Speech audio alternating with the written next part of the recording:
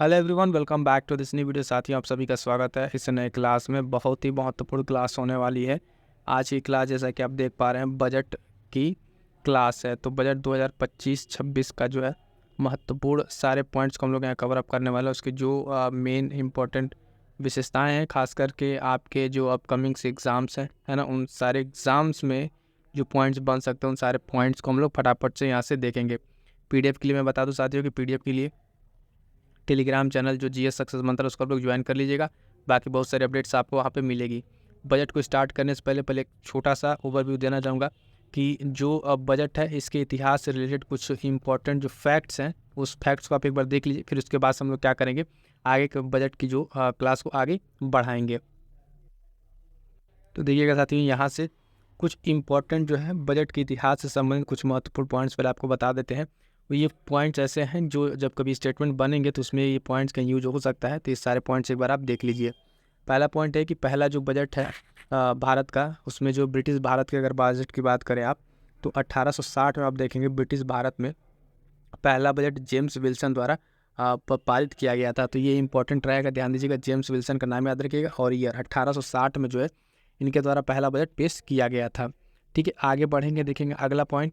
तो देखिएगा, कह रहा है कि 1947 ईस्वी में स्वतंत्र भारत का जो है पहला जो है बजट किसके द्वारा पेश किया गया था। तो उस समय के वित्त मंत्री षणमुखम शेट्टी के द्वारा जो है ये बजट पेश किया गया था। तो कौन सा बजट था ये, तो ध्यान दीजिएगा, स्वतंत्र भारत का। उसके बाद से एक पॉइंट आता है कि गणतंत्र भारत का पहला बजट किसके द्वारा पेश किया गया था। तो देखिएगा 1950 में, है ना, गणतंत्र भारत का जो है पहला बजट जो है वित्त मंत्री जॉन माथाई द्वारा देश को पेश किया गया था। ठीक है, उसके बाद से एक अगला पॉइंट है जो इम्पोर्टेंट है कि बजट के इतिहास में जो है ना सर्वाधिक बार बजट किसने पेश किया है। तो मोरारजी देसाई द्वारा जो है ये बजट लगभग 10 बार, जब यहाँ पे देखेंगे, बजट इनके द्वारा पेश किया गया। तो ये सारे पॉइंट्स इंपॉर्टेंट है, एक बार इनको आप अच्छे से तैयार कर लीजिएगा। एक पॉइंट है बजट से रिलेटेड कि भारत में पहली जो बार महिला कौन थी जिन्होंने बजट पेश किया था। तो आप ध्यान देंगे तो ये इंदिरा गांधी थी, और ये कार्यवाहक वित्त मंत्री के रूप में इन्होंने अपना बजट पेश किया था। और उसके बाद जो है महिला के रूप में पूर्णकालिक अगर आप देखें तो वो बजट है बजट के इतिहास का जो पूर्णकालिक के लिए और सर्वाधिक बार महिला वित्त मंत्री जिन्होंने जो पेश किया है वो निर्मला सीतारमण है, जिन्होंने बजट को पेश किया। और इसके साथ साथ इनके नाम एक और रिकॉर्ड है कि सबसे लंबी अवधि का जो बजट भाषण है वो निर्मला सीतारमण का रहा है, इन्हीं का रहा है। तो 2020 में था ये 2 घंटा 40 मिनट का बजट का भाषण था, लगभग 2020 वाला। तो साथ ही ध्यान दीजिएगा, ये कुछ इंपॉर्टेंट पॉइंट्स आपके बजट के जो इतिहास से रिलेटेड आपको ध्यान में रखना है। अब यहाँ से हम आगे बढ़ेंगे, देखेंगे बजट में क्या क्या पॉइंट्स हैं। तो देखिएगा, सबसे पहले विकास यात्रा की जो बात की गई है यहाँ पे, विकास यात्रा की, इसमें विकास के 4 इंजन की बात की गई। तो सबसे पहला पॉइंट यही बनेगा कि जो विकास के 4 इंजन हैं, उन 4 इंजन को आप जाने अच्छे से। तो विकास का जो 4 इंजन बताए गए इस बजट में साथियों, ध्यान दीजिएगा, पहला बताया गया कृषि, दूसरा MSME, और तीसरा बताया गया निवेश, और चौथा है निर्यात। ये 4 मोस्ट इंपॉर्टेंट पॉइंट्स हैं इस बार बजट के, जिसको नाम दिया गया है विकास के इंजन। आगे अभी चलेंगे जब आगे पॉइंट्स में, तो इन्हीं सारे पॉइंट्स को जो है डिटेल में क्या क्या बातें बताई गई हैं उसको ध्यान रखना है। ईंधन की अगर बात करेंगे, इसमें ईंधन किसको बताया गया है, तो बताया गया सुधार को, जो ईंधन के रूप में काम करेगा, है ना। उसके साथ साथ बताया गया है कि मार्गदर्शक प्रेरणा क्या रहेगी, तो समावेशिता। ठीक है, समावेशी विकास को लेकर आगे बढ़ेंगे। और बताया गया है कि गंतव्य क्या रहेगा, तो विकसित भारत, ये यहाँ पे लक्ष्य इसको बताया गया है। ठीक है, तो ये 4 पॉइंट मोस्ट इंपॉर्टेंट विकास के इंजन को आप याद रखिएगा कौन कौन से हैं। आगे बढ़ेंगे, देखेंगे तो अगला पॉइंट कि विकसित भारत की आकांक्षा किस तरीके से की जा रही है। जो विकसित डेवलप भारत होगा उसमें क्या क्या होगा, कैसे होगा विकसित भारत, तो वो चीज़ देखिएगा। पहला बताया जा रहा है कि विकास में तेजी लाना, ये होगा।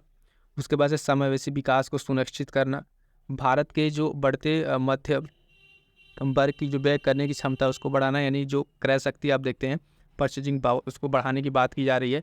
और निजी क्षेत्र के जो निवेशक है उसमें नई जान डाला है, यानी जो प्राइवेट इंफ्रास्ट्रक्चर को लेकर और बाकी चीज़ों को लेकर इन्वेस्टमेंट है उसको आगे बढ़ाने की बात की। और परिवार के जो है ना, परिवारों के मनोभाव में उल्लास भरना, इन सब सारे बातों को ध्यान में रखते हुए विकसित भारत की क्या की जा रही है, आकांक्षा की जा रही है।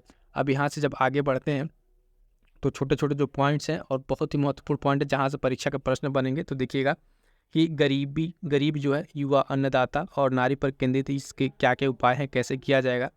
पहला पॉइंट है यहाँ पे कृषि विकास को बढ़ावा देना और जो ग्रामीण समृद्धि है उसको बढ़ावा दिया जाएगा। किस तरीके से, तो उसके कुछ पॉइंट्स है, 1 बाय 1 करके सारे पॉइंट्स आप देखते चलिएगा। इसी पॉइंट से आपको क्या देखने को मिलेंगे, प्रश्न देखने को मिलेंगे। सबसे पहला चीज़ यहाँ पे क्या बताया जा रहा है, पहला पॉइंट है कि राष्ट्रीय उच्च पैदावार बीज मिशन, इंपॉर्टेंट लगा लीजिएगा, राष्ट्रीय उच्च पैदावार बीज मिशन की बात की जा रही है। इसमें क्या होगा, तो इसमें चीज़ें जो होंगी ध्यान दीजिएगा कि उच्च पैदावार, कीट प्रतिरोधी और जलवायु अनुकूल के गुणों से संपन्न बीजों का लक्षित विकास और प्रचार किया जाएगा। तो यानी राष्ट्रीय उच्च पैदावार बीज मिशन की बात की गई है। उसके बाद से दूसरा पॉइंट जब आप देखेंगे तो मोस्ट इंपॉर्टेंट लगाएगा इस पॉइंट को कि केसीसी के माध्यम से अधिक ऋण क्या किया गया है, तो जो है 7.7 करोड़ किसानों, मछुआरों और डेयरी किसानों को जो है जो अल्पकालिक ऋण दी जाती है उसकी सुविधा 5 लाख तक ऋण में वृद्धि। ठीक है, तो यहाँ पे क्या किया गया, ऋण में वृद्धि किया गया, 5 लाख तक कर दिया गया। केसीसी के माध्यम से जो ऋण मिलता था वो ध्यान रखिएगा, ये पॉइंट 5 लाख तक इस ऋण को, इसमें वृद्धि की बात की गई है। ठीक, आगे बढ़ेंगे, जब तीसरा पॉइंट देखेंगे तो तीसरा पॉइंट आपसे कह रहा है यहाँ पे, ये भी मोस्ट इंपॉर्टेंट लगाइएगा कि प्रधानमंत्री धन धान्य कृषि योजना, ठीक है, जो है ये कृषि जिला विकास कार्यक्रम से ये योजना इंपॉर्टेंट रहेगी, प्रधानमंत्री धन धान्य कृषि योजना। इसमें क्या है, 100 जिलों को शामिल करते हुए इस कार्यक्रम से 1.7 करोड़ किसानों को मदद मिलने की संभावना है। पॉइंट जो आपको यहाँ पे ध्यान रखना है वो पॉइंट ध्यान रखिएगा कि इसमें कितने जिले शामिल हो रहे हैं, 100 जिले शामिल हो रहे हैं, प्रधानमंत्री धन धान्य है ना कृषि योजना। ठीक है, ये पॉइंट याद रहेगा। चलिए आगे बढ़ेंगे, देखेंगे अगला जो चौथा पॉइंट है। चौथा पॉइंट में क्या बात की गई, कपास उत्पादक मिशन, जो कपास की उत्पादकता मिशन है उसके लिए बात की गई है।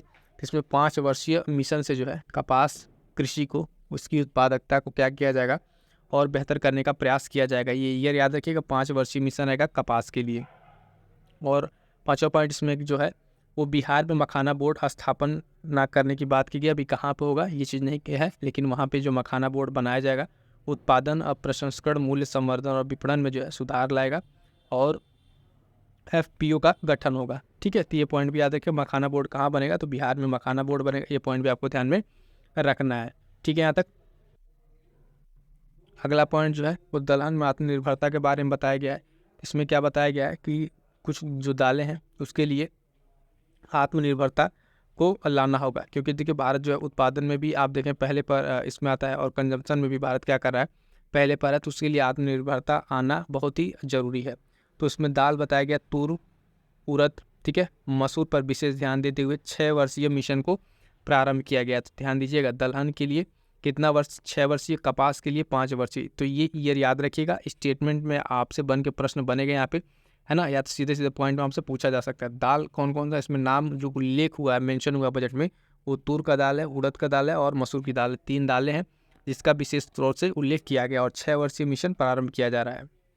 बात करें आगे, देखिए इसमें क्या बताया जा रहा है, तो जलवायु के अनुकूल जो बीज हैं उनका विकास किया जाएगा, प्रोटीन की मात्रा को बढ़ावा देना, उत्पादकता में वृद्धि, और उसके साथ साथ क्या कह रहा है कि कटाई के बाद जो भंडारण में सुधार, है ना, और प्रबंधन, किसानों को लाभकारी जो कीमत है वो प्रदान करना। तो ये सब सारी बातों को ध्यान में रखा जाएगा, किसके लिए, दलहन आत्मनिर्भरता को लेके। ठीक है, आगे बढ़िएगा, देखिएगा अगला पॉइंट, ग्रामीण अर्थव्यवस्था के लिए उत्प्रेरक के रूप में भारतीय डाक। इसमें क्या बताया गया है कि जो देखेंगे भारत में जो लगभग, अगर इस तरह से देखें तो जो भारत के हर एक गांव है लगभग उस गांव में आप पोस्ट ऑफिस मिल जाएगा, तो उसके लिए क्या किया जा रहा है, उसको उत्प्रेरक के तौर पे यूज़ किया जाएगा, मतलब उससे हेल्प ली जाएगी। किस तरीके से, ग्रामीण समुदाय के आसपास जो स्थित है उनमें संस्थागत खाताएं खोली जाएंगी, DBT कैश या अकाउंट, जो इस तरह की चीज़ें हैं वो सब चीज़ों को क्या किया जाएगा, उसमें प्रसार किया जाएगा। साथ ही साथ अगर आप देखें तो जो सूक्ष्म उद्यम है उनकी क्रेडिट सेवाएं, बीमा, डिजिटल सेवाओं की सहायता से सब सारी चीज़ों को क्या किया जाएगा, अचीव करने का प्रयास किया जाएगा। अगला पॉइंट क्या है कि MSME की सहायता करना और मेक इन इंडिया को आगे बढ़ाना। तो MSME के लिए कई सारी चीज़ें बढ़ाई गई हैं और उसमें जो उसके रेंज वगैरह है उसको भी चेंज किया गया। अभी आगे देखते हैं। सबसे पहले तो देखिएगा कि सूक्ष्म उद्यमियों के लिए जो है क्रेडिट कार्ड बनाया जाएगा, और एक क्रेडिट कार्ड कहाँ बनेगा, तो उद्यम पोर्टल याद रखिएगा, उस पर पंजीकृत जो है सूक्ष्म उद्यमी होंगे उनके लिए 5 लाख रुपए की सीमा के साथ क्रेडिट कार्ड दिए जाएंगे। और पहले साल में जो है कितने कार्ड जारी किए जाएंगे, तो 10 लाख कार्ड जारी करने का लक्ष्य यहाँ पर है। तो 2-3 पॉइंट यहाँ पे क्या जो आपको ध्यान रखना है कि पहली चीज़ की जो है ये क्रेडिट कार्ड जो बनेगा वो कहाँ पर बनेगा, तो उद्यम पोर्टल पर बनेगा ये क्रेडिट कार्ड। है ना, और इसमें 5 लाख रुपए तक के लिए क्रेडिट कार्ड दिया जाएगा। उसके साथ साथ पहले साल में कितने क्रेडिट कार्ड जारी होंगे, तो 10 लाख क्रेडिट कार्ड यहाँ पर जारी किए जाएंगे। पहली बार के उद्यमियों के लिए योजना क्या है इसमें, तो जो किनके लिए कि महिलाओं, अनुसूचित जातियों और अनुसूचित जनजातियों के लिए 5 लाख जो है पहली बार के उद्यमियों के लिए नई योजना शुरू की जाएगी, ताकि अगले 5 वर्षों के दौरान 2 करोड़ तक ऋण दिए जा सकें। यानी अगर हम बात करें कि इसमें, है ना, जो पहली बार उद्यमी होंगे पहली बार के, वो उसमें 5 लाख होंगे। उस 5 लाख में कौन कौन है, तो महिला है, अनुसूचित जाति और जनजाति है। ये पर्टिकुलर जो नाम मेंशन हुआ, ये नाम आपको ध्यान में रखना है। ठीक है, आगे बढ़ेंगे, देखेंगे अगला पॉइंट। तो इसमें देखिएगा क्या क्या बातें की गई हैं, जो उसके लिए क्या अधिदेश के साथ मिशन को बात की गई है, किस तरह के मिशन इसमें आगे बढ़ेगा। तो उसमें देखिएगा व्यापार करने की सुगमता, है ना, और जो मांग वाली नौकरियों के लिए भविष्य हेतु कामगार, जीवंत और गतिशील एमएसएमई का क्षेत्र, प्रौद्योगिकी की उपलब्धता, गुणवत्तापूर्ण उत्पादन। ठीक है, इस तरह की सारी चीज़ों का इसमें बात की गई है। उसके बाद से अगर आप देखें तो ये सघन जो क्षेत्र हैं, कुछ चीज़ों पे आत्मनिर्भरता बढ़ाने के लिए, है ना, जिससे आप जो रोज़गार, स्वरोजगार उत्पन्न हो सके, और ऐसे चीज़ें जिनकी मैन्युफैक्चरिंग भारत में की जाए, उसके लिए कुछ पॉइंट्स यहाँ पे बताए गए हैं। तो सारे पॉइंट्स रीड कर देने के बाद ध्यान से देख लीजिएगा। जैसे फुटवियर और लेदर के लिए जो है फोकस किया गया इस प्रोडक्ट स्कीम में जो है लगभग 22 लाख व्यक्तियों को रोज़गार मिलेगा। ठीक है, तो ये सब इंडस्ट्रियल स्किल बेस्ड इसमें वर्क रहेगा, और 4 लाख करोड़ का टर्नओवर, है ना, 1.1 लाख करोड़ के निर्यात होंगे। इसमें पॉइंट क्या ध्यान रखना है, देखिएगा लगभग 22 लाख व्यक्तियों को रोजगार की बात की गई फुटवियर और लेदर वाले क्षेत्र में। खिलौना क्षेत्र के लिए क्या उपाय किए जा रहे हैं, यहाँ पे ऐसे क्लस्टर बनाए जाएंगे जिसके हिसाब से जो मेड इन इंडिया अपना ब्रांड है उसको प्रोत्साहन मिल सके, मैन्युफैक्चरिंग खुद अपने यहाँ होगी। खाद्य प्रसंस्करण के लिए भी सहायता इसमें दी जाएगी, जिसमें बिहार में राष्ट्रीय खाद्य प्रौद्योगिकी संस्थान की स्थापना की बात की गई, इसमें बिहार की बात की गई है। किसानों की आय वही वृद्धि और युवाओं के लिए रोजगार, कौशल प्रशिक्षण, ये सब सारी चीज़ में बताई गई हैं। यहाँ पे जो इम्पोर्टेंट चीज़ है वो देखिएगा, ऋण से संबंधित जो है गारंटी सुरक्षा के लिए ऋण की जो उपलब्धता होगी उसके लिए क्या क्या चाहिए, तो एमएसएमई के लिए वर्तमान में 5 था, ठीक है, संशोधित करके 10 किया गया है। ठीक, स्टार्टअप निर्यात एमएसएमई के लिए यहाँ पे स्टार्टअप के लिए 10 था, उसको 20 किया गया है, और निर्यातक एमएसएमई के लिए 20 करोड़ रुपए तक के जो ऋण की यहाँ पे बात की गई है। और जो उसका वर्गीकरण मानदंड है वो चेंज हुआ है एमएसएमई का, वो एक बार ध्यान से देख लीजिएगा। ठीक है, अलग अलग के लिए ये मोस्ट इंपॉर्टेंट है, यहाँ पे स्टेटमेंट वाला प्रश्न बनेगा, ध्यान से समझिएगा। ये जो पॉइंट बताने जा रहे हैं बहुत ही महत्वपूर्ण पॉइंट है, इस पॉइंट को आप ध्यान से समझिएगा। पहली चीज़ क्या कर रहा है, एक सूक्ष्म उद्यम है, ठीक है, लघु उद्यम और मध्यम उद्यम, निवेश वाला एक है और टर्नओवर वाला, 2 बेसिस पे बनता था ये। तो इसमें जो है सूक्ष्म उद्यम जो वर्तमान में 1 था, ठीक है, इसको क्या कर दिया गया, 2.5 कर दिया गया है। लघु उद्यम 10 से क्या कर दिया गया है, आप देखेंगे यहाँ पे 25 कर दिया गया, और ये मध्यम जो है 50 से कितना कर दिया गया है, 125 कर दिया गया है। तो ये जो इसका रेंज चेंज हुआ है, ठीक है, निवेशकों के लिए ये ध्यान रखिएगा। बात करेंगे टर्नओवर के लिए, उसमें जो 5 से 10 कर दिया गया, 50 से 100 और 250 से 500। ठीक है, तो इसमें जो है टर्नओवर बारे में जो पुराना वाला था उससे याद रखिएगा लगभग 2 गुना कर दिया गया है, और यहाँ पे 2.5, 25, 125 इस तरह का ये स्लैब यहाँ पे इस तरीके से चेंज करके इसके नए मानदंड बनाए गए एमएसएमई के लिए। समझ में आ गया, ये पॉइंट ध्यान रखिएगा जो चेंजिंग है, मे भी आपसे स्टेटमेंट बना के यहाँ से प्रश्न आपसे पूछ ले। अगला जो पॉइंट साथियों ध्यान दीजिएगा कि लोगों, अर्थव्यवस्था और नवाचार में निवेश के लिए क्या क्या बातें की गई हैं। तो यहाँ पे जो कुछ पॉइंट्स बनेंगे वो पॉइंट्स ध्यान दीजिएगा, क्या क्या पॉइंट जानेंगे। सबसे पहले तो देखिएगा जो सक्षम आंगनवाड़ी को लेकर बताया गया है, ठीक है, सक्षम आंगनवाड़ी पोषण 2.2, आईटी में क्षमता का विस्तार, सभी जिला अस्पतालों में डे जो केयर कैंसर केंद्र बनेंगे, ये इंपॉर्टेंट रहेगा, ध्यान दीजिएगा।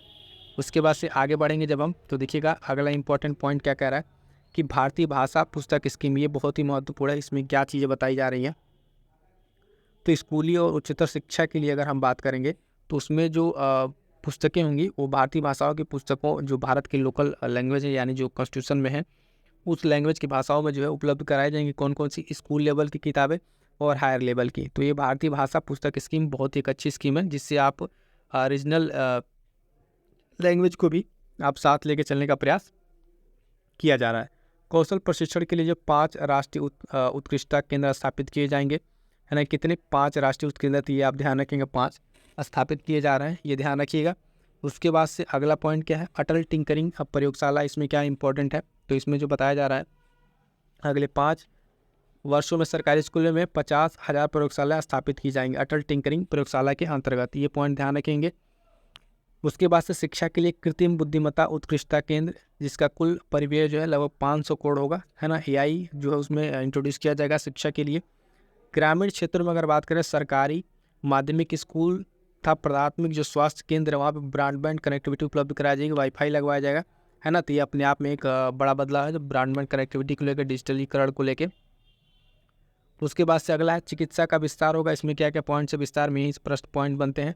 तो अगले 5 वर्षों में लगभग 75,000 सीट जोड़ने का प्रयास किया जाएगा, ठीक है, इसमें बात कही गई है। और लगभग यहाँ पे 10,000 अतिरिक्त सीटें बढ़ाई जाएंगी। तो ये सारे पॉइंट्स शिक्षा से चिकित्सा से रिलेटेड है। ध्यान रखिए, पीएम स्वनिधि से संबंधित क्या बातें हैं।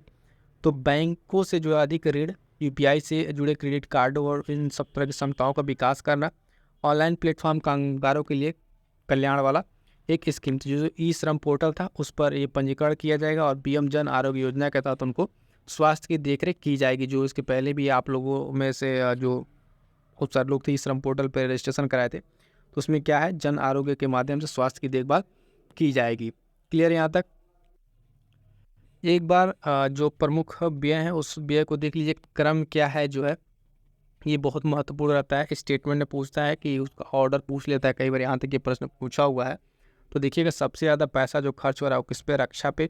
उसके बाद से ग्रामीण विकास है, फिर गृह मंत्रालय, कृषि और संबंध उससे कार्यकलाप है, 4 हो गया। 5वें नंबर पर आपका आ रहा है शिक्षा। किस नंबर पर खर्च की बात करें तो पहले पर डिफेंस, उसके बाद 5वें पर शिक्षा, तब जाकर स्वास्थ्य आ रहा है आपका। उसके बाद से क्रम में आपका शहरी विकास, सूचना प्रौद्योगिकी दूरसंचार, ऊर्जा, वाणिज्य और उद्योग, है ना। उसके बाद से आ रहा समाज कल्याण और वैज्ञानिक विभाग, ठीक है। तो ये ऊपर के टॉप 5 आप याद रखिएगा, 5 से 6 इसमें क्रम कौन सा है, किस पे कितना खर्च किया जा रहा है। अभी इसका हम आपको परसेंटेज भी बता देंगे, कौन कितना कहाँ जो परसेंटेज है, कितना कितना खर्च हो रहा है। तो यहाँ से ध्यान दीजिएगा साथियों, जो टॉप 5 है उसका परसेंटेज हम आपको बता दें, ध्यान दीजिएगा। डिफेंस का जो है आपका लेगा तो वह 26.6% है, प्रतिशत याद रखिएगा, है ना। प्रश्न यहाँ पे पूछा जा चुका बजट एलोकेशन का। टॉप 5 बता दें, उतना का हम परसेंटेज आपको बता दें टॉप 5 का, ये आपके लिए महत्वपूर्ण रहेगा। दूसरा जो है आपका रूरल डेवलपमेंट 14.5%, होम अफेयर्स में 12.6% का है, ठीक है। उसके बाद से जो अगला पॉइंट है एग्रीकल्चर का, उसमें 9.3%, और शिक्षा एजुकेशन पर आपका लगभग 7% का है, ठीक है। तो ये चीज़ ध्यान रखिएगा, 7%। इसमें क्या है कि कई बार जो है आपसे स्टेटमेंट में से प्रश्न बना के पूछा जा चुका है कि क्रम जो है किस तरीके से, या फिर मिलान करने के लिए प्रतिशत के हिसाब से, बजट एलोकेशन के हिसाब से। तो टॉप 5 आपको याद रखना बहुत ही ज़रूरी है, यहाँ पे प्रश्न आपको देखने को मिलेंगे, ठीक है। एलोकेशन में पहले दूसरे तीसरे चौथे पाँचवें कौन है, फिर उनका परसेंटेज क्या है। तो परसेंटेज याद है कि डिफेंस का, है ना, rural development, home affairs, agriculture और एजुकेशन, ये सारे पॉइंट्स भी आपको ध्यान में रखने हैं।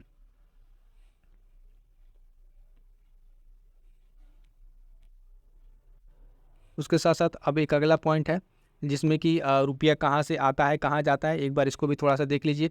कहाँ सबसे ज़्यादा आता है, कहाँ सबसे आता है, तो ये सारे पॉइंट्स आप देखेंगे।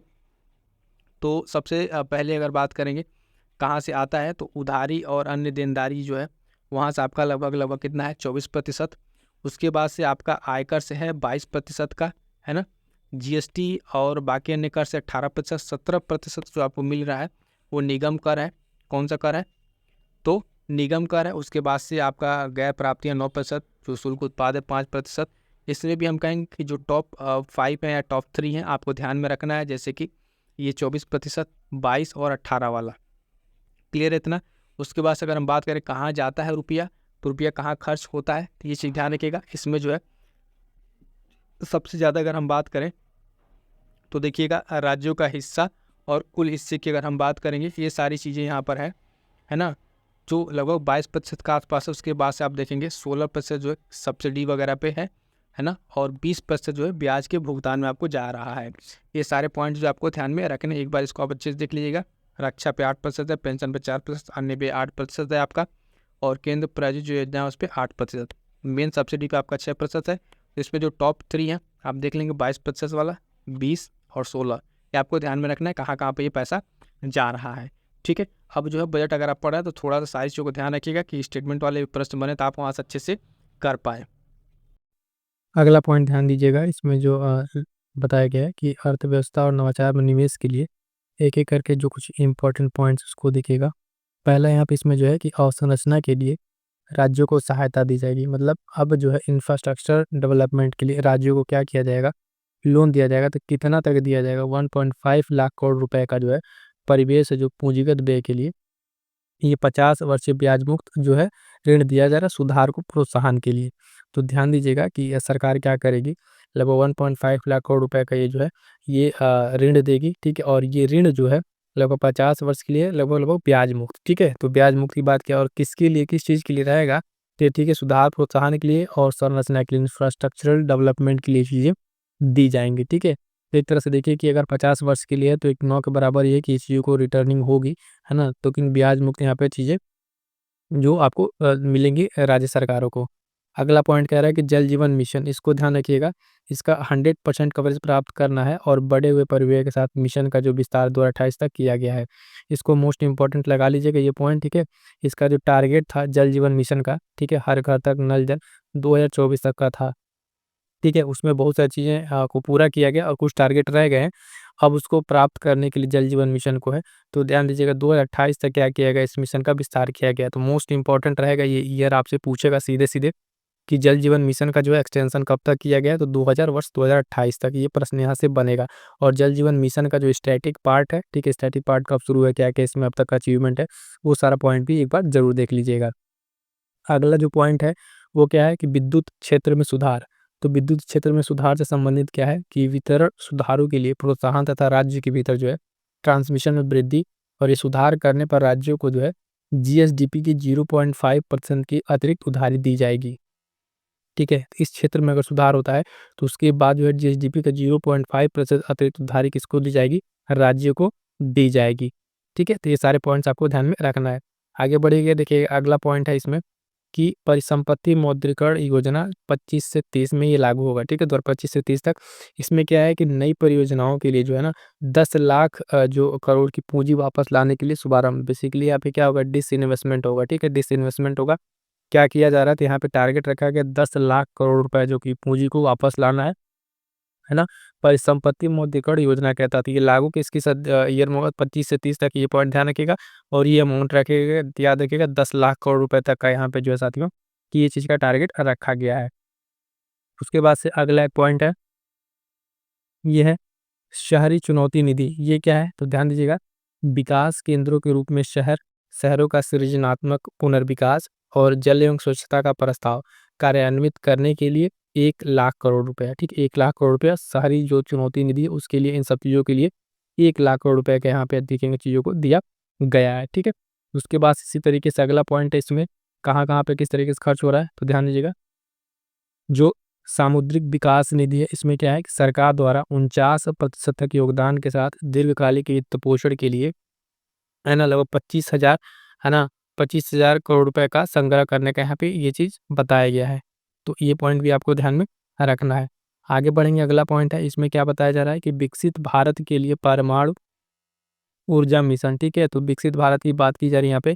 इसमें क्या किया जाएगा, तो निजी क्षेत्र के साथ साथ सक्रिय साझेदारी के लिए जो है ना परमाणु ऊर्जा अधिनियम तथा परमाणुवीय जो नुकसान के लिए सिविल देता है उस अधिनियम में संशोधन किए जाएंगे। तो यहाँ पे निजी क्षेत्र की भी भागीदारी अब बढ़ेगी। ठीक है, विकसित भारत बनाने के लिए साथ साथ में क्या है कि परमाणु ऊर्जा मिशन। ठीक है, परमाणु ऊर्जा में क्या होगा, निजी क्षेत्र की भी भागीदारी आपको जो बढ़ती हुई देखने को मिलेगी।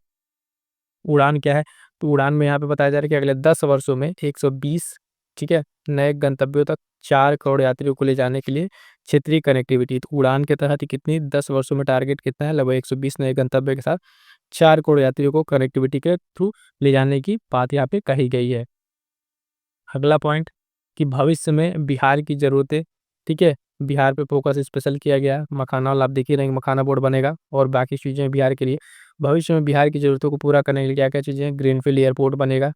ठीक है, पश्चिमी कोसी नहर के उसमें, ठीक है, ग्रीनफील्ड एयरपोर्ट पश्चिमी कोसी नहर, ईआरएम परियोजना के लिए वित्तीय सहायता। तो ये सब सारी चीज़ें यहाँ पे किसके लिए, बिहार की ज़रूरतों को पूरा करते हुए। अगला क्या है यहाँ पर एक कि स्वामी निधि 2। ठीक है, मिश्रित वित्त पोषण सुविधा के माध्यम से जो यहाँ पे क्या किया जाएगा, 1 लाख आवासीय इकाइयों का निर्माण कार्य तेजी से पूरा करने के लिए लगभग 15,000 करोड़ रुपए का यहाँ पे प्रावधान किया गया है। क्लियर है क्या सारे पॉइंट्स। उसके बाद से है कि रोजगार जो आधारित विकास के लिए पर्यटन, ठीक है, जो रोजगार आधारित विकास पर्यटन होगा उसमें क्या क्या पॉइंट्स बताया जा रहा है, ठीक है, राज्यों के साथ जो साझेदारी करके शीर्ष 50 पर्यटन गंतव्य स्थलों का विकास किया जाएगा राज्यों के साथ मिलके। उसमें सुव्यवस्थित ई वीजा सुविधा दिया जाएगा, युवाओं के लिए गहन कौशल विकास कार्यक्रम, ये सब सारी चीजें चलाई जाएंगी। राज्य को निष्पादन संबंध प्रोत्साहन, है ना, होम स्टे के लिए मुद्रा ऋण, पर्यटक जो गंतव्यों तक यात्रा की सुगमता और संपर्क, ये सब सारी चीज़ों के लिए इसमें क्या किया जाएगा, बेसिकली पर्यटन को बढ़ावा देते हुए, है ना, उसमें एम्प्लॉयमेंट रोजगार की बात यहाँ पे की गई है, जिससे बढ़ावा मिलेगा और उसमें क्या कौशल विकास बाकी सारी चीज़ों को किया जाएगा। लेकिन ये इंपॉर्टेंट पर साझेदारी करके 50 पर्यटन गंतव्य स्थलों का विकास किया जाएगा, ये इंपॉर्टेंट रहेगा इस वाले पॉइंट में। आगे बढ़ेंगे देखेंगे फिर वही इसमें आगे अन्य क्या पॉइंट है, पीएम अनुसंधान, है ना, अद्यतन क्या है, इसमें क्या विकसित किया जाएगा, तो इस वाले पॉइंट्स को देखिएगा ध्यान से। इसमें क्या है कि आईआईटी और आईआईएससी में जो है प्रौद्योगिकी अनुसंधान के लिए 10,000 अद्यतन प्रदान करना, ठीक है, तो टारगेट कितना है, 10,000 के यहाँ पे टारगेट रखा गया है। अगला पॉइंट क्या है, फसल जर्म प्लाज्म के लिए जीन बैंक, ये इंपॉर्टेंट रहेगा। इसमें क्या है कि भविष्य में खाद्य और पोषाहारी जो सुरक्षा के लिए 10 लाख जर्म प्लाज्म जो है लाइन वाला दूसरा जीन बैंक, ठीक है, तो ये आप याद रखिएगा, जीन बैंक जो कितने 10 लाख जल प्लाज्म के लाइनों वाला ये नया बनेगा यहाँ पर। उसके बाद से अगला पॉइंट है ज्ञान भारतम मिशन। इसमें क्या बताया जाएगा कि 1 करोड़ से अधिक जो पांडुलिपियों को है शामिल करने के लिए, जो हमारी पांडुलिपि धरोहर का प्रलेखीकरण और संरक्षण है, इसमें किया जाएगा। उसके साथ साथ ज्ञान के आदान प्रदान के लिए भारतीय ज्ञान प्रणाली का राष्ट्रीय डिजिटल संग्रह के रूप में स्थापित किया जाएगा। ये बहुत एक अपने आप में बड़ी बात होगी कि जो है भारत ज्ञान भारतम मिशन में इसमें क्या क्या किया, पांडुलिपियों को संरक्षित किया जाएगा और बाकी डिजिटल संग्रह, राष्ट्रीय डिजिटल संग्रह के रूप में भी इसको स्थापित किया जाएगा। आगे उसके बाद बढ़ेंगे, अगला पॉइंट क्या है इसमें कि अनुसंधान विकास और नवाचार के लिए क्या है, तो निजी क्षेत्र आधारित जो अनुसंधान है साथियों, उसमें विकास और नवाचार की पहल के लिए कार्यान्वयन के लिए लगभग 20,000 करोड़ का आवंटन किया गया था। ये अमाउंट भी याद रखिएगा। अब देखिए जो प्रश्न बन रहा है ना स्टेटमेंट वाले, वहाँ पे सीधे देगा कि इस अनुसंधान विकास नवाचार के लिए इतने करोड़ का आवंटन या फिर निम्नलिखितों पर विचार किए, उसमें या मिलान करने के लिए इस तरह के सब प्रश्न वहाँ पे बनते हुए दिख रहे हैं। राष्ट्रीय जो है भूमि स्थानिक मिशन, ये क्या है, राष्ट्रीय भूमि स्थानिक मिशन, इसमें क्या है, बुनियादी जो भू स्थानिक अवसंरचना और डाटा है उसका विकास करना, पीएम का गति शक्ति का उपयोग करते हुए जो भू अभिलेख है, सरकारी योजना और संरचना है, उन परियोजनाओं के डिजाइन में आधुनिकीकरण को बढ़ावा देना, ठीक है। अगला पॉइंट है निर्यात संवर्धन। अब निर्यात संवर्धन से क्या क्या चीज़ें यहाँ पर देखने को मिलेंगी, वन बाय वन करके एक पॉइंट देखिएगा। तो इसमें जो है निर्यात संवर्धन के में जो है पॉइंट है कि निर्यात संवर्धन मिशन, इसमें क्या है कि क्षेत्रीय और जो मंत्रालय लक्ष्य हैं उसके उसके थ्रू एमएसएमई को निर्यात ऋण तक जो आसानी पहुंच बनाया जाए, क्रॉस बॉर्डर फैक्टरिंग की सहायता से सुविधा और विदेशी बाजारों में गैर टैरिफ जो की समस्या उसको सामना करने की इसमें मदद मिलेगी। भारत ट्रेड नेट क्या है, इसमें देखिएगा व्यापार का जो प्रलेखीकरण और वित्त पोषण समाधानों के लिए इसमें जो है एकीकृत प्लेटफॉर्म के रूप में अंतर्राष्ट्रीय व्यापार का जो है भारत ट्रेड नेट का, इस पे एक डिजिटल सार्वजनिक अवसंरचना इस स्थापित किया जाएगा। इसके लिए वैश्विक आपूर्ति श्रृंखलाओं के साथ एकीकरण हेतु सहायता मिलेगा। तो भारत ट्रेड नेट, ये पॉइंट भी याद रखिएगा, इस पे प्रश्न बन सकता है। उसके बाद से है जीसीसी के लिए राष्ट्रीय फ्रेमवर्क और एयर कार्गो के लिए भंडार गृह की सुविधा, है ना, इसमें सारी चीज़ों को और भी क्या किया जाएगा, डेवलप किया जाएगा। आगे बढ़िए, देखिए अगला क्या कह रहा है, ईंधन के रूप में सुधार क्या क्या होगा, जो ईंधन के रूप में स्टार्टिंग हमने आपको बताया था। तो उसमें पहला जो है वित्तीय क्षेत्र में सुधार और विकास किस तरीके से होगा, तो देखिएगा पहला यहाँ पे एक पॉइंट बताया जा रहा कि ग्रामीण क्षेत्रों में जो स्वयं सहायता समूह है उनके सदस्यों के लिए जो है ऋण आवश्यकताओं की पूर्ति को ग्रामीण क्रेडिट स्कोर ये फ्रेमवर्क बनेगा। एनएफबी जो आईडी है उसके द्वारा अवसंरचना के लिए कारपोरेट बॉन्ड हेतु आंशिक ऋण संवर्धन सुविधा स्थापित की जाएगी। संशोधित केंद्रीय केवाईसी रजिस्ट्री 2025 में शुरू की जाएगी, ये भी एक पॉइंट है। उसके बाद से बताया जा रहा है कि कंपनियों के विलय के शीघ्र अनुमोदन के लिए अपेक्षाओं और प्रक्रियाओं को तर्कसंगत बनाया जाएगा और बीमा क्षेत्र के जो प्रत्यक्ष विदेशी निवेश है उसकी सीमा 74% बढ़ाकर 100% की जाएगी। तो ये भी पॉइंट इंपॉर्टेंट रहेगा, ये ध्यान दीजिएगा, ये वाला पॉइंट ज़्यादा इंपॉर्टेंट रहेगा। सीधे सीधे पूछेगा 74 से बढ़ाकर कितना किया जा रहा है, तो ध्यान देंगे 74 से बढ़ाकर आपका 100 तक किया जा रहा है। कर सुधार के लिए भी बहुत सारी बातें कही गई हैं, ठीक है, टैक्सेशन के लिए वो अभी उसमें इम्प्लीमेंट भी होना है। तो कर सुधार और विनियामक सुधार, प्रत्यक्ष करों में परिवर्तन के लिए नया आयकर विधेयक लाने का प्रस्ताव रखा गया है। और विनियामक जो सुधार है इसके लिए अगर ध्यान देंगे तो उत्पादकता और रोजगार को बढ़ावा देने के लिए सिद्धांत जो सरल विनिमयीकरण फ्रेमवर्क तैयार किया जाएगा। तो ये सब सारी चीज़ें टैक्स स्लैब में भी कुछ बदलाव होने की बात कही गई, तो भी देख लीजिएगा। बाकी टैक्स स्लैब से लेकर उतना नहीं, लेकिन जो इम्पोर्टेंट योजना है इसमें जो बातें कही गई है, मिशन है उसके अवधि और उसमें कितने फ्रेमवर्क में किस तरीके से काम होगा, उस सारी चीज़ों पर ध्यान रखना होगा। ठीक है, बाकी इसके रिलेटेड कुछ उच्च स्तरीय सुधार के लिए कुछ बातें बताई गई हैं। आगे बढ़ेंगे, देखेंगे जो अप्रत्यक्ष कर प्रस्ताव है इसमें क्या क्या बातें कही गई हैं, तो उसको ध्यान दीजिएगा। अप्रत्यक्ष कर प्रस्ताव, इसमें जो बातें हैं, औद्योगिक माल के लिए जो सीमा शुल्क टैरिफ की संरचना को तर्कसंगत बनाना, तो 7 टैरिफ दरों को हटाया जाएगा।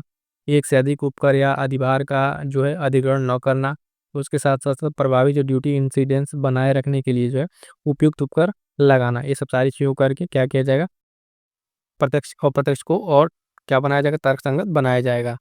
उसके बाद से कुछ पॉइंट्स है यहाँ पे, क्षेत्र विशिष्ट प्रस्ताव, इसमें क्या क्या पॉइंट्स हैं। ठीक है, इसमें जो पॉइंट्स अगर आप देखें तो एक है मेक इन इंडिया, है ना, उसमें क्या है एलईडी टीवी के लिए जो टेक्सटाइल है और बाकी लूम फोन है उसके लिए, और एक होगा ईवी लिथियम आयन बैटरी से संबंधित पूंजीगत माल के लिए छूट दिया जाएगा।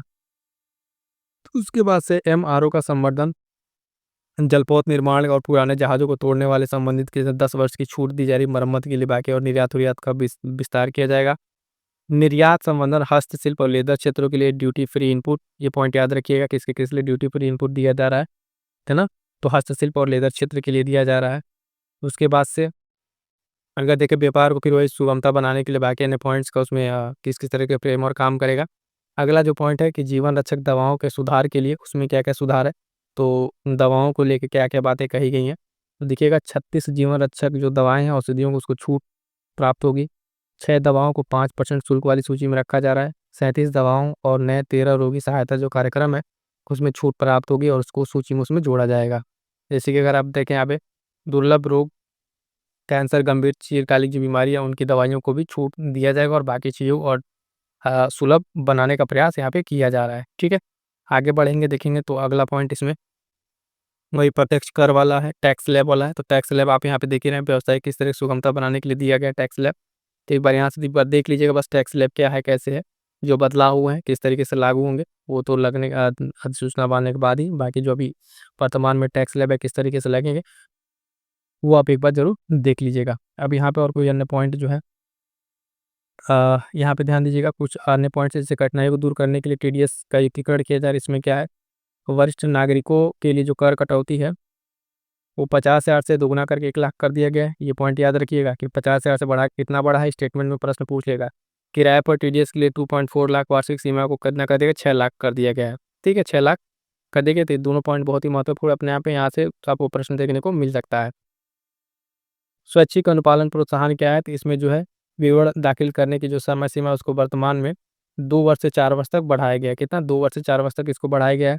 और उसके बाद से है अनुपालन बोझ को कम करना, तो इसको किस तरीके से, तो यहाँ पे बताया जा रहा है कि जो छोटे धर्मार्थ न्यास संस्था है उनकी पंजीकरण की अवधि को जो है 5 वर्ष से बढ़ाकर 10 वर्ष करने का काम किया गया है। उसके बाद से करदाताओं को बिना शर्त से पहले जो है 2 संपत्ति पहले 1 वर्ष के लिए था, अब यहाँ पे क्या कर दिया गया है, 2 संपत्ति पहले 1 वर्ष के वार्षिक मूल्य का दावा करने की अनुमति दी गई है।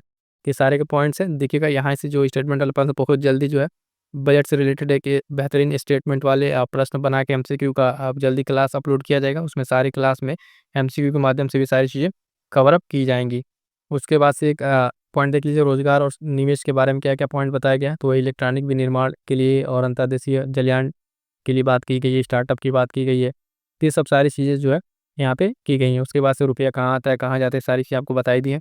एक पॉइंट यहाँ देख लीजिए, ये डेफिसिट वगैरह कौन कितने आर्थिक बुनियाद वाले में जो ग्राफ वगैरह होते हैं, फिजिकल डेफिसिट की बात की जाए तो यहाँ पे 25 आप देखें 25-26 में कितना एस्टिमेटेड है, तो 4.4 का यहाँ पर है ना। और रेवेन्यू डेफिसिट देख लीजिए 1.5 और प्राइमरी डेफिसिट 0.8, ये सब इस वाले ग्राफ से आप एक बार देख लीजिएगा और इसमें जो आपको ज़रूरत का लगे वो चीज़ आप यहाँ पे नोट जरूर कर लीजिएगा। ठीक है, साथियों ये था आपका बजट का कंप्लीट जो है एक शॉर्ट ओवरव्यू, है ना। आपको जो इम्पोर्टेंट चीज़ें थी बता दी गई और इस पे जल्दी एमसीक्यू क्लास मिलेगा, पीडीएफ के लिए टेलीग्राम चैनल ज्वाइन कर लीजिएगा। और भी जो ना साथी हैं अपने फीडबैक जरूर देते रहेगा। जल्दी आपके लिए आर ओ की टेस्ट सीरीज शुरू की जाएगी, है ना। और उसके साथ साथ जो करंट अफेयर है उसको क्लास करते रहिएगा और मंथली, है ना, प्रैक्टिस करते रहिएगा, ताकि अंत में जो आपके लिए बेहतर से बेहतर जो है आपका रिवीजन हो सके। लास्ट में एक बार पढ़ते हैं उसमें आपको बहुत सारी परेशानियाँ आने लगती हैं। ठीक है, चलिएगा मिलेंगे किसी नेक्स्ट क्लास में, तब तक के लिए थैंक यू सो मच।